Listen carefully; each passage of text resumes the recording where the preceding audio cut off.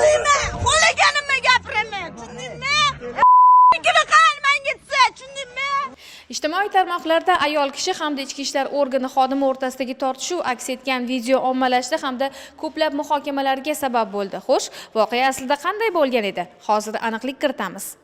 Gentra avtoulovini to'xtatganimda monitordan foydalanib kelayotganligi aniqlandi.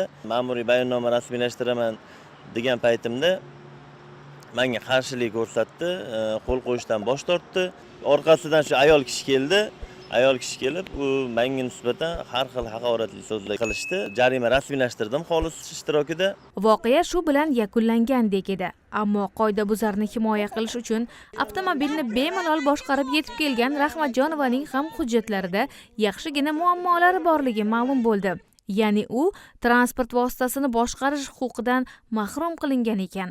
Shu kelgan ayol kishini hujjatlarini so'ragan paytimda hujjatlar yo'qligi aniqlandi. Haydovchilik guvohnomasi mahrum bo'lgan ekan. Keyin oldi oyna tonirovkasi, ruxsatnomasi yo'qligi aniqlandi.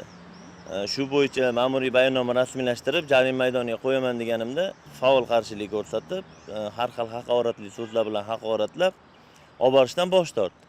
Evakuator chaqirdim, yordamchi kuch, ekipaj chaqirdim. Videoga olishni boshladilar meni.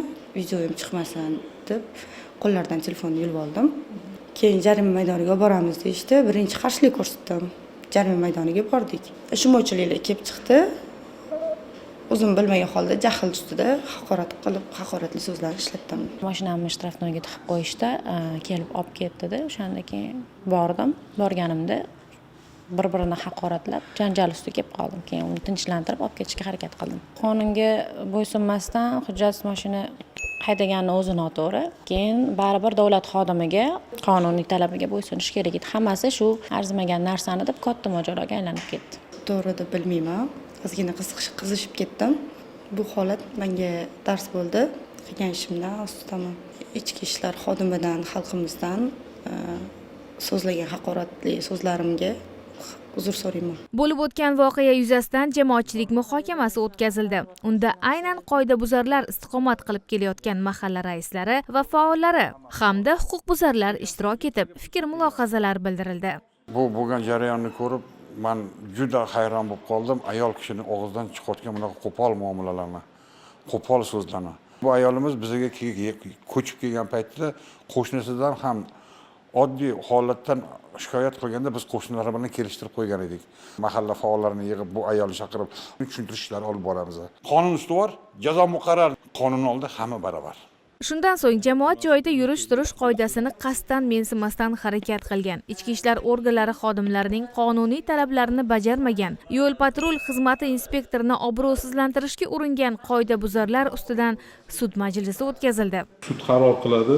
Rahmatjonova O'zbekiston Respublikasi Ma'muriy javobgarlik to'g'risidagi kodeksi 41-moddasi va 194-moddasi birinchi qismida ko'rsatilgan huquqbuzarlikni sodir etganlikda aybli deb topilsin. Rahmatjonovaga uzr-kesil bazaviy hisoblash miqdorini 30 barobar miqdorda jarima jazosi tayinlansin. Normativ O'zbekiston Respublikasi Ma'muriy javobgarlik to'g'risidagi kodeksi 183-moddasi hamda 194-moddasi birinchi qismida ko'rsatilgan huquqbuzarliklarni sodir etganlikda aybli deb topilsin. Tayinlangan jazolarni qoplash yo'li bilan uzr-kesil normativga 10 sutka ma'muriy qamoq jazosi tayinlansin. To'lqinova O'zbekiston Respublikasi Ma'muriy javobgarlik to'g'risidagi kodeksi 194-moddasi birinchi qismida ko'rsatilgan huquqbuzarlikni sodir etganlikda aybli deb topilsin va unga nisbatan bazaviy hisoblash miqdorini 3 barobar miqdorida 1,125,000 so'm jarima jazosi tayinlansin. Qanday vaziyatga tushishidan qat'iy nazar inson o'zini boshqara olishi, asablarini jilovlay bilishi lozim. Ayniqsa ayol kishi uchun omma oldida bu kabi ko'rinishda namoyon bo'lishni hech narsa bilan oqlab bo'lmaydi. Agar huquq-tartibot xodimlarining xatti-harakatlariga e'tiroz paydo bo'lsa, muammoning eng to'g'ri yechimi bu qonuniy chora ko'rishdir. Aks holda bu kabi vaziyatlar yana yuzaga kelishi mumkin.